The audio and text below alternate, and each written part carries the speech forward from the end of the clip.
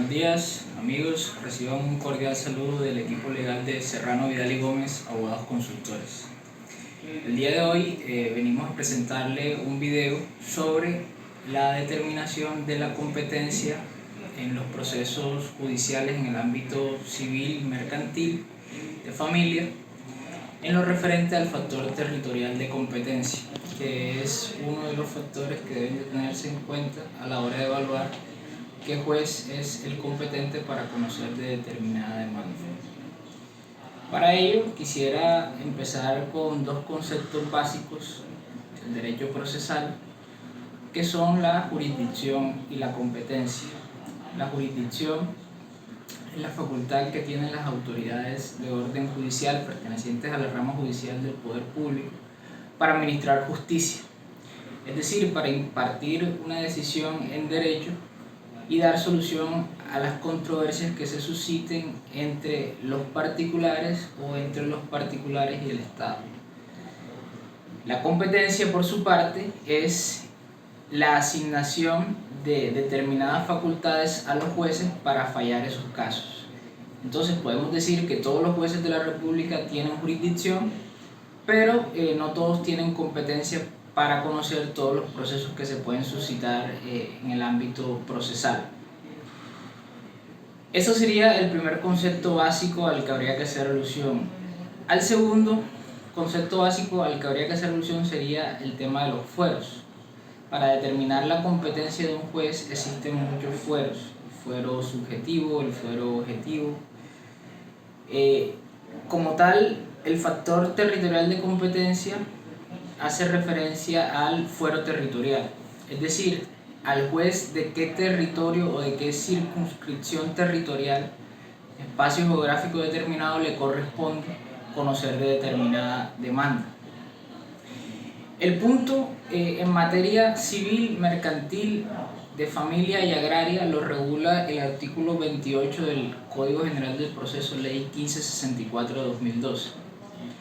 Entonces, este artículo trae unas reglas a partir de las cuales nosotros podemos determinar qué juez en determinado territorio puede conocer de un proceso. Este fuero territorial tiene una característica principal, que es que puede ser un fuero exclusivo o un fuero concurrente. Les explico esto. El fuero exclusivo es aquel a partir del cual nosotros determinamos la competencia territorial de forma excluyente, es decir, ese fuero se va a aplicar con exclusión de todos los demás. Es un fuero que está llamado a regular una situación generalmente específica, y al juez al que se le asigna ese conocimiento de ese proceso es un juez específico, un juez que excluye a todos los demás. Y está el fuero que se caracteriza por ser concurrente, es decir, que concurre con la regla general, que más adelante lo vamos a ver, y en este caso el demandante, que es quien en principio está llamado a hacer este juicio sobre cuál es el juez competente, debe elegir ya sea entre la regla general o entre otro fuero, que entre los dos confluyen para determinar esa elección. Entonces vamos a hablar un poco sobre la regla general que está contenida en el numeral primero del artículo 28 del Código General del Proceso.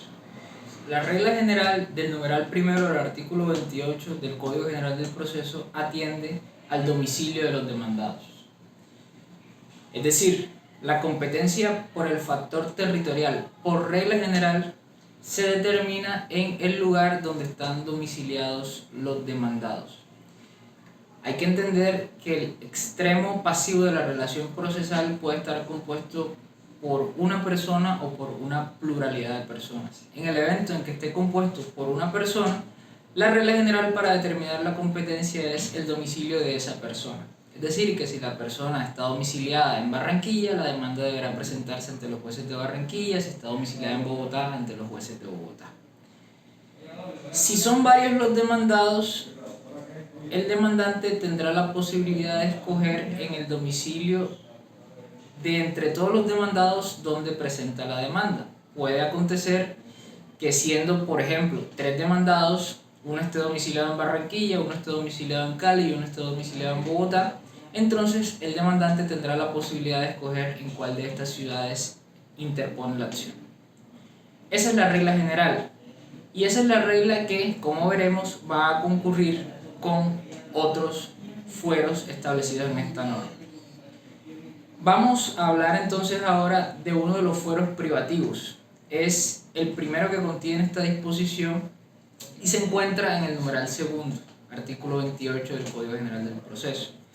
Entonces, esta norma dicta que en los procesos de alimentos, en los de nulidad del matrimonio civil, en los de divorcio, en los de cesación de efectos civiles, separación de cuerpos y bienes, declaración de existencia de unión marital de hecho, liquidación de sociedad conyugal o patrimonial, y en las medidas cautelares sobre personas o bienes vinculados a tales procesos, será competente el juez que corresponda al domicilio común anterior. Como pudimos observar, en este numeral se hace referencia a procesos que son de familia, de la jurisdicción familia, procesos que atienden al tema básicamente de las uniones matrimoniales o de las uniones de hecho. Entonces, como podemos observar, este numeral regula asuntos concernientes al derecho de familia, más específicamente a las uniones matrimoniales y a las uniones de hecho. El legislador ha querido que en este tipo de procesos se pueda hablar de un fuero concurrente, es decir, el demandante tiene la posibilidad de escoger si interpone la acción en el domicilio del demandado o demandados o en el domicilio común anterior, generalmente de la pareja que está unida o está unida en unión matrimonial o en unión de hecho. La ley establece que los cónyuges o los compañeros permanentes deben establecer un domicilio común, que generalmente es donde conviven bajo el mismo techo y en donde desarrollan su proyecto de vida. Esta es la regla del numeral segundo, que como podemos ver es un fuero concurrente. Existe también la regla de ese mismo numeral segundo, pero en su inciso final, que también regula aspectos concernientes a la familia, pero desde la óptica de los niños, niñas y adolescentes. Entonces, ¿qué ha dicho la ley? Y este es el primer fuero exclusivo que vamos a ver. Dice, en los procesos de alimentos, pérdida o suspensión de la patria potestad, investigación o impugnación de paternidad o maternidad, custodias, cuidado personal, regulación de visitas, permisos para salir del país, medidas cautelares sobre personas o bienes vinculados a tales procesos, en los que el niño, niña o adolescente sea demandante o demandado, la competencia corresponde de forma privativa al juez del domicilio o residencia de aquel. Entonces, ¿qué ha querido el legislador? Que en los procesos donde estén involucrados niños, niñas o adolescentes, la competencia se determine de forma exclusiva y privativa, como lo acabamos de leer, en el juez de aquel lugar donde este niño, niña o adolescente tenga su domicilio. Esas son las dos hipótesis que regula el numeral segundo del artículo 28 del Código General del Proceso. Como vimos, el inciso primero atiende a temas de uniones matrimoniales o de uniones de hecho, y el inciso segundo atiende a procesos donde se ven involucrados menores de edad.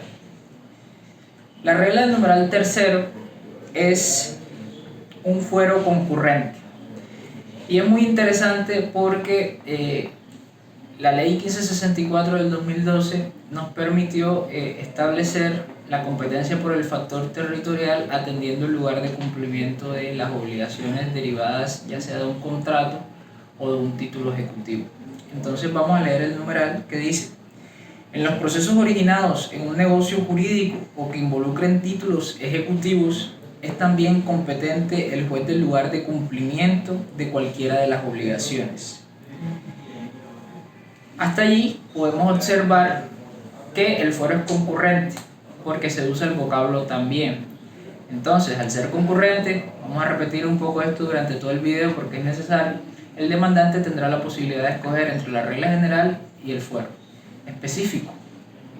En este caso, el legislador atiende al lugar de cumplimiento de las obligaciones, ya sea derivadas de un contrato, relación contractual antecedente entre las partes, un contrato de compraventa, un contrato de mutuo, un contrato de comodato, en fin, o el lugar de cumplimiento de las obligaciones surgidas de un título ejecutivo. Recordemos que el título ejecutivo, en virtud de lo dispuesto en el Canon 422 del Código General del Proceso, es aquel que contiene una obligación a cargo de un deudor en un documento que proviene de él o de su causante y que contiene una obligación clara, expresa y exigible. Un contrato en sí mismo puede ser un título ejecutivo si reúne estas características, o cualquier documento que reúna estas características se puede constituir como un título ejecutivo. Dentro de la categoría de los títulos ejecutivos también se incluyen los títulos valores, que de forma especial regula el Código del Comercio. Por citar un ejemplo, la letra de cambio, el pagaré, el cheque, la carta de porte, son títulos valores, y estos títulos valores pues también es dable que tengan un lugar de cumplimiento. Entonces, si tienen un lugar de cumplimiento, es procedente que la demanda se pueda presentar en el lugar donde deban cumplirse las obligaciones que nacen de ese título valor. Yo en este punto quisiera sentar una aclaración en lo referente a aquellos títulos valores que no tienen un lugar de cumplimiento.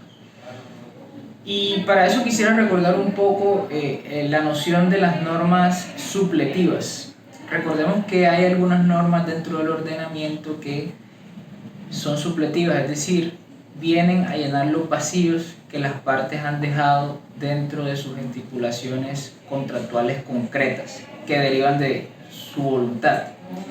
Si, por ejemplo, en un título valor no se establece cuál es el lugar de su cumplimiento, el artículo 621 del Código de Comercio establece que si las partes no lo estipulan expresamente en el título valor, se tiene como tal el domicilio del creador del título.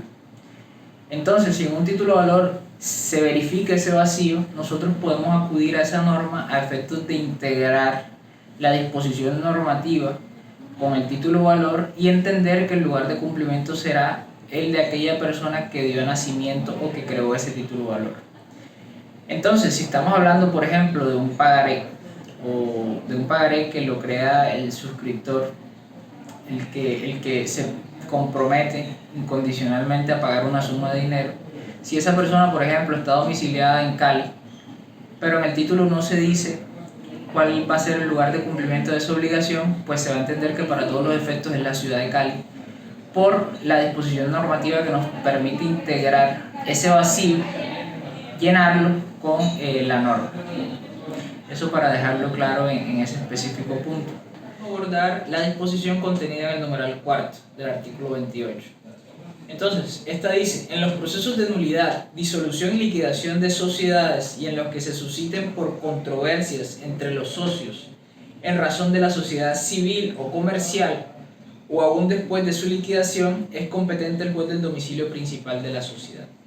El foro es exclusivo, y aquí, nuevamente, a riesgo de ser repetitivos, quiero dejar sentado que cuando el legislador no use el vocablo también, estamos hablando de un fuero exclusivo.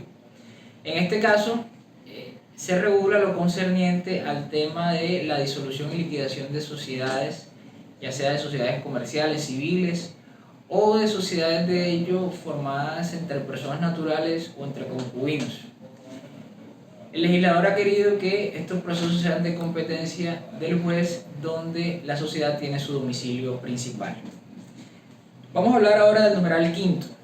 Dice: en los procesos contra una persona jurídica es competente el juez de su domicilio principal.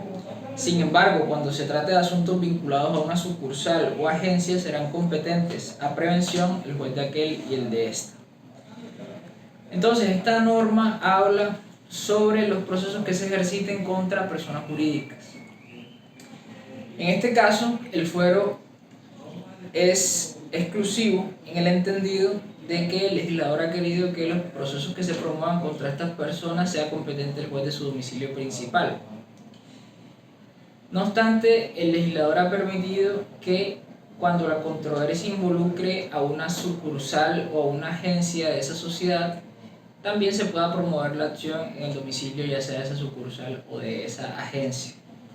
que son básicamente algunas empresas que están diseminadas a lo largo de un espacio geográfico y tienen una representación específica con una sucursal o una agencia en las distintas ciudades que pueden ser incluso distintas a su domicilio principal.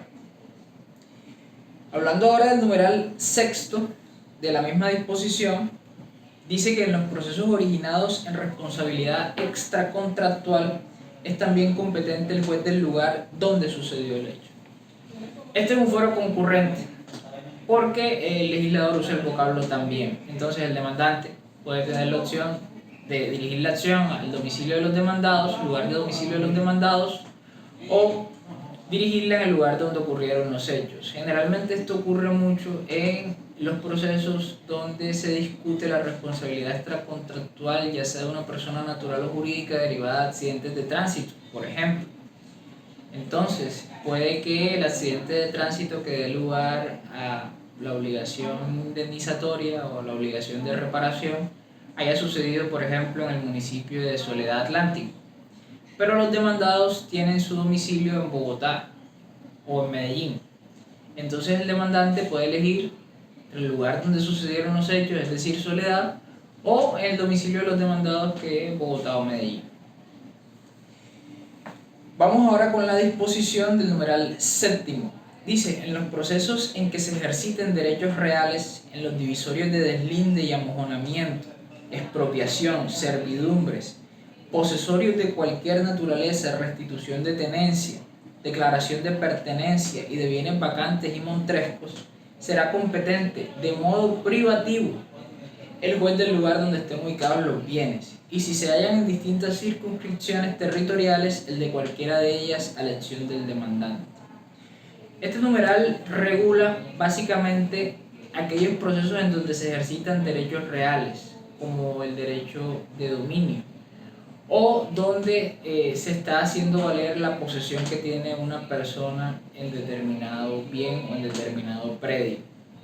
Entonces vemos que comprende, por ejemplo, el proceso de declaración de pertenencia, que es el proceso donde se invoca la prescripción en su faceta adquisitiva y que parte de la base de la posesión regular o irregular por el término que establece la ley. Los procesos posesorios, que son aquellos que están destinados o enderezados a hacer valer la posesión que tiene una persona en un bien.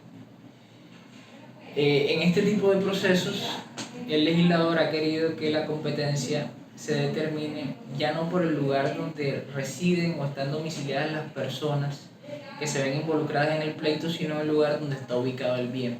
Y esto obedece, a mi juicio, a una razón, y es que generalmente en estos procesos es necesario hacer inspecciones físicas o oculares en los bienes materia del litigio. Entonces, en virtud del principio de inmediación que está llamado a cumplir el juez, práctica personal de las pruebas, trasladarse hasta el lugar de ubicación de bienes ubicados fuera de la sede de su despacho, puede tornarse como una actividad bastante onerosa o complicada. Entonces el legislador ha querido concentrar el pleito en el lugar donde está ubicado el bien materia del litigio para que estas diligencias sean mucho más expeditas y mucho más prácticas de hacer. Hay que tener en cuenta que puede darse el caso de que el bien esté ubicado en distintas circunscripciones territoriales. Por ejemplo, está ubicado en el Magdalena, está ubicado en Bolívar, está ubicado en Atlántico. Entonces el demandante puede elegir de entre estas circunscripciones territoriales donde presenta la demanda. Ahora vamos a abordar la disposición del numeral octavo, que dice: en los procesos concursales y de insolvencia será competente de manera privativa el juez del domicilio del deudor. El legislador ha querido que en los procesos de insolvencia concursales de cualquier naturaleza, como pueden ser los de reorganización empresarial, liquidación privada o judicial de sociedades, personas jurídicas, la competencia por el factor territorial se concentre en el juez del domicilio del deudor, es decir, de aquella persona que tuvo la jurisdicción para establecer acuerdos de pago con sus acreedores. Vamos con la disposición del numeral noveno. Dice: en los procesos en que la nación sea demandante, es competente el juez que corresponda a la cabecera del distrito judicial del domicilio del demandado, y en los que la nación sea demandada el domicilio que corresponda a la cabecera del distrito judicial del demandante. Entonces, la norma regula dos supuestos. Cuando la nación es demandante, se establece por el municipio que corresponda a la cabecera de distrito judicial del demandado, y a la inversa, cuando la nación sea demandada, la competencia por el factor territorial se fija por la cabecera del distrito judicial del demandante, el municipio o la ciudad que corresponda a esa cabecera de distrito judicial. Generalmente los distritos judiciales tienen una ciudad que los determina. Por ejemplo, el distrito judicial de Barranquilla, el distrito judicial de Santa Marta. Entonces, para efectos de aplicar la disposición del numeral 9, tenemos que fijarnos en cuál es la ciudad o el municipio que determina la cabecera de distrito judicial. Un distrito judicial comprende generalmente varias ciudades o municipios. Entonces, Barranquilla, por ejemplo, puede comprender Soledad y Sabana Larga, que son dos municipios del Atlántico, pero están integrados a la cabecera de distrito judicial de Barranquilla. Pero recuerden que siempre hay una ciudad o un municipio que fija esa cabecera de distrito. Dice esa misma norma en su inciso final: cuando una parte esté conformada por la nación y cualquier otro sujeto, prevalecerá el fuero territorial de aquella. Es decir, el legislador le da prevalencia a el fuero subjetivo en este caso, que es la calidad que ostenta la nación como entidad gubernamental del Estado. Décimo, en los procesos contenciosos en que sea parte una entidad territorial o una entidad descentralizada por servicios o cualquier otra entidad pública, conocerá en forma privativa el juez del domicilio de la respectiva entidad. Aquí el legislador ha querido concentrar los pleitos en donde se ven involucradas entidades de naturaleza pública en el domicilio principal de esa entidad. Entonces tenemos que si la entidad es territorial o no es una entidad descentralizada por servicios o es una entidad pública de cualquier naturaleza, entonces será competente el juez de su domicilio principal. Muchas de estas entidades del orden nacional están ubicadas en Bogotá, para tenerlo claro. El inciso segundo de esa norma dice: cuando la parte esté conformada por una entidad territorial o una descentralizada por servicios o cualquier otra entidad pública y cualquier otro sujeto, prevalecerá el fuero territorial de aquellas. Nuevamente, como lo reproduce la disposición anterior, se le da prevalencia al domicilio de la entidad de naturaleza pública. Con la disposición del numeral 11, dice: en los procesos de propiedad intelectual y de competencia desleal, es también competente el juez del lugar donde se haya violado el derecho o realizado el acto, o donde éste surta sus efectos, si se ha realizado en el extranjero o el lugar donde funciona la empresa, local o establecimiento, o donde ejerza la actividad el demandado, cuando la violación o el acto esté vinculado con estos lugares. Entonces, en primera medida hay que determinar que esta disposición aborda el tema de los procesos donde se discutan derechos derivados de la propiedad intelectual o se ejecuten actos de competencia desleal. Y contiene varios supuestos. Hay que decir que el fuero es privativo, porque la norma establece que el juez competente excluye a todos los demás. Además, se atiende el lugar donde se haya violado el derecho, puede ser uno de los supuestos, o donde se haya realizado el acto, o donde éste surta sus efectos únicamente si se ejecutó en territorio extranjero, o en el lugar donde funciona la empresa, local o establecimiento donde ejerza su actividad el demandado. Entonces, de algún modo, el legislador ha querido que la competencia en este caso se concentre en el lugar donde está ubicada la persona que presuntamente cometió el acto de competencia desleal o que violó las normas sobre propiedad intelectual. Reitero, el fuero en este caso es privativo. Al 12 dice: en los procesos de sucesión será competente el juez del último domicilio del causante en el territorio nacional, y en caso de que a su muerte hubiera tenido varios, el que corresponda al asiento principal de sus negocios. Nuevamente la norma trata sobre un fuero privativo y hace referencia a los procesos liquidatorios de sucesión. En este caso el legislador ha querido que la competencia por el factor territorial se concentre en el último domicilio del causante, pero en la eventualidad de que a su muerte, a su fallecimiento, éste haya tenido varios domicilios, la competencia se concentre en aquel lugar donde aquel tuviera el asiento principal de sus negocios. Una persona puede tener varios domicilios, es verdad, pero generalmente hay un lugar en específico donde esa persona desarrolla su vida productiva, desarrolla su vida familiar, y para todos los efectos legales ese debe entenderse como el lugar donde tiene el asiento principal de sus negocios. Vamos ahora con la disposición del numeral 13. Dice: en los procesos de jurisdicción voluntaria, la competencia se determinará así.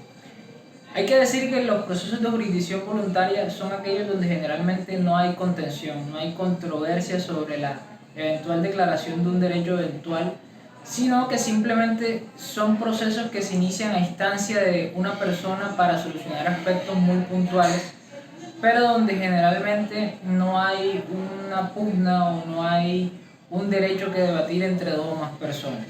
Entonces, la norma trae tres supuestos que están divididos en tres literales. El literal A dice: en los de guarda de niños, niñas o adolescentes, interdicción y guarda de personas con discapacidad mental o de sordomudo, será competente el juez de la residencia del incapaz.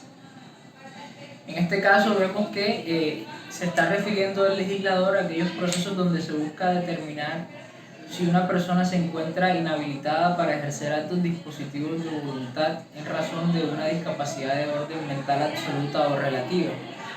Hay que decir que estas reglas de competencia muy posiblemente han variado por la expedición de una ley que se profirió en el año 2019, que cambió básicamente todas las normas sustanciales y de procedimientos sobre esta materia. Habría que evaluar si tuvo algún efecto procesal esa disposición. El numeral B dice: en los de declaración de ausencia o de muerte por desaparecimiento de una persona, conocerá el juez del último domicilio que el ausente o el desaparecido haya tenido en el territorio nacional. En este caso, la norma aborda el supuesto de la muerte presunta, que es un proceso del que conocen los jueces de familia. Y en este caso el legislador ha querido que la competencia se concentre en el último lugar donde esta persona tuvo su domicilio.